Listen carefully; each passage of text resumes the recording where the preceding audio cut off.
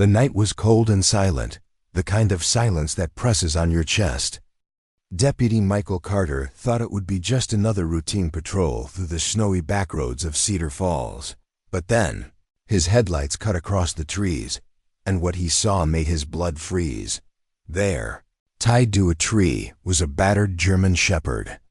His ribs stuck out, his fur was matted with blood, and one swollen eye barely opened. A man stood over him, a splintered stick raised high, ready to strike again. Michael leapt from his cruiser, fury boiling in his veins. But when his flashlight swept across the dog's face, the world seemed to stop. It wasn't just any shepherd. It was Rex, his missing canine partner. The same dog who had been declared dead 2 years earlier in a fiery crash. The same dog who had saved his life countless times before. And now, beaten, betrayed, and left for dead. Rex looked up at him one last time, as if waiting to see if loyalty still meant something. Subscribe to Shepherd Legacy for more true stories of courage and devotion. Tell us in the comments, which city are you watching from today? Michael's boots crunched against the snow as he moved closer, his flashlight beam trembling in his grip. The German shepherd was chained so tightly to the tree that his neck was raw. Every breath rattled out of him in weak, shallow gasps.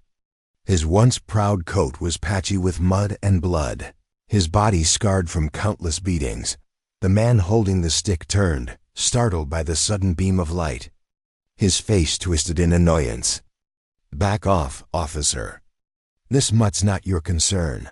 Michael's jaw clenched, his hand instinctively going to the holster at his side. "Step away, now." His voice carried the kind of authority that left no room for argument, but even as the man dropped the stick and grumbled curses, Michael couldn't take his eyes off the dog. He lowered his flashlight, his heart hammering. "Rex?" The name slipped out before he could stop it. The shepherd's ears flicked faintly at the sound, his swollen eyes struggling to focus. And then, the smallest movement. His tail, battered and stiff, gave a weak thump against the snow. Michael's knees buckled.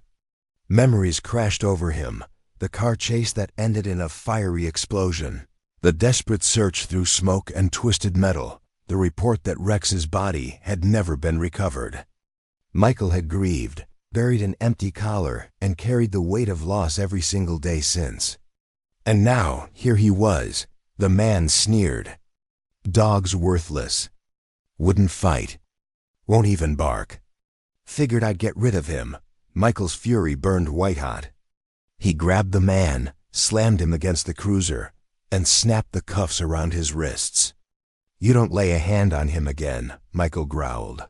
Voice low and dangerous. The abuser spat curses, but Michael barely heard him.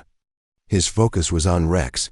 Dropping to his knees in the snow, he reached out slowly, afraid the dog might flinch or turn away. But Rex pressed his muzzle weakly into Michael's palm, a broken whine escaping his throat. Michael's vision blurred. "It's me, buddy. I've got you now.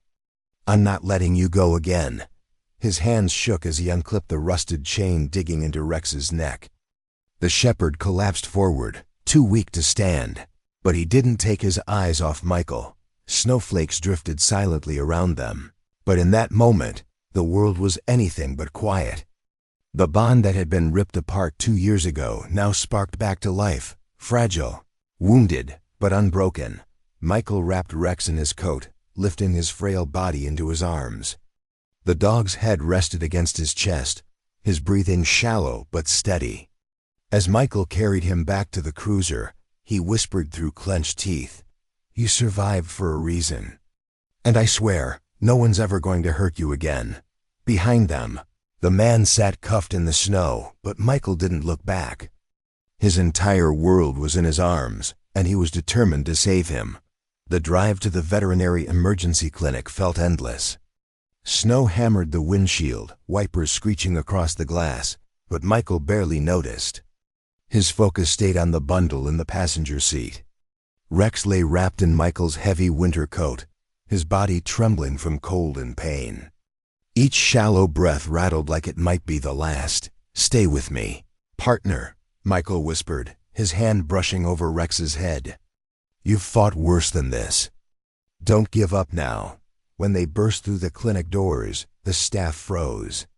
Officers often brought in injured canines south, but this shepherd looked like a ghost. His ribs jutted out, his fur was ragged, and one eye was swollen shut. But what struck the staff most was the desperate way the officer clung to him. "This is Rex," Michael said, voice breaking. "My partner, he was supposed to be dead." The vet didn't ask questions. "Get him on the table, now." Michael stepped back only when forced. He watched as tubes, needles, and monitors surrounded Rex's fragile frame. His mind flashed back to their days on the force together. Rex pulling him out of a crashed car. Rex sniffing out narcotics when no one else could. Rex tackling suspects twice his size without hesitation. That dog had saved his life more times than he could count. And now, all Michael could do was stand helplessly, praying the roles could be reversed. Hours crawled by. Officers from the precinct trickled in, drawn by the unbelievable news. Some whispered in disbelief, "Rex? No way." I was at the crash site. Others simply stared at Michael, unsure how to reconcile the miracle before them. Finally, the vet stepped out, pulling off her gloves. Michael rose to his feet, heart hammering. "He's critical," she said firmly. "Malnourished, beaten. He's dehydrated, and his injuries are severe." But she glanced back toward the room, a small smile tugging at her lips. "He's a fighter. He made it through the worst of the night. If he keeps fighting, he has a real chance." Michael's chest tightened. He scrubbed a hand over his face, the weight of 2 years of grief colliding with the fragile spark of hope. "That's all I need," he whispered. A chance. Later, when the clinic quieted and the officers left, Michael was allowed back in. Rex lay curled on a blanket, hooked to IVs, his breaths steadier now. He lifted his head weakly as Michael entered, his tail thumping once against the floor. Michael knelt, pressing his forehead against Rex's. "You were lost, and I failed you. But I swear, whatever it takes, I'm making this right." Rex's tired eyes closed, but his muzzle pressed closer into Michael's hand. That was his answer. Michael knew then this wasn't just a reunion. This was a second chance, and he would have to fight as hard as Rex had to keep it. The next morning, Michael returned to the clinic, a knot of fear twisting in his gut. He had barely slept, his mind stuck replaying the moment he first saw Rex chained and beaten. When the vet led him into the recovery room, his heart pounded. Rex was still weak, lying on soft blankets with 4 lines running into his leg, but his eyes lit up the moment Michael stepped inside.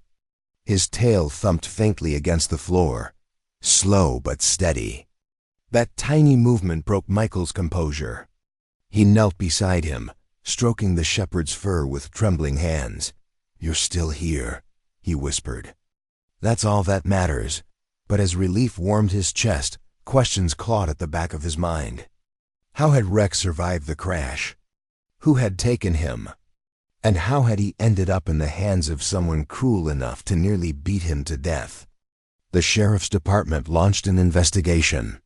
The man Michael arrested the night before was no stranger to the law. He had ties to underground dogfighting rings, places where stolen or abandoned animals were tortured for profit. The thought made Michael's blood boil. Rex, a decorated K9, had been treated as nothing more than a pawn. When the news spread, the precinct was shaken. Officers came by the clinic to see Rex, disbelief etched on their faces. Some broke down, hugging Michael like they had all just seen a ghost. "We buried him in our hearts," one officer said quietly. "And here he is, tougher than all of us." For days Michael stayed by Rex's side, refusing to leave him alone. He read reports, filed paperwork, even ate meals on the floor next to the dog who had once saved his life. And slowly, Rex began to heal. His eyes grew brighter, his strength returned, and his tail wagged more often. One evening, Michael clipped on a leash and helped Rex to his feet. The shepherd's legs trembled, but he stood tall, stubborn as ever. They took their first steps outside together, snow crunching under their boots and paws. It wasn't perfect, but it was progress, and it felt like walking back into life itself. As the sun dipped below the horizon, Michael looked down at Rex, who trotted slowly at his side. "They tried to take you from me," he said softly, "but we don't give up. Not you, not me. We're partners, always." Rex lifted his head, his gaze steady, almost defiant against the fading light. And in that moment, Michael knew this wasn't just a miracle reunion. It was a second chance, one they had both been waiting for. From that day forward, Michael swore no one would ever hurt Rex again. Their bond, once thought lost in fire, had been reforged stronger than ever, unbroken, unyielding, and eternal.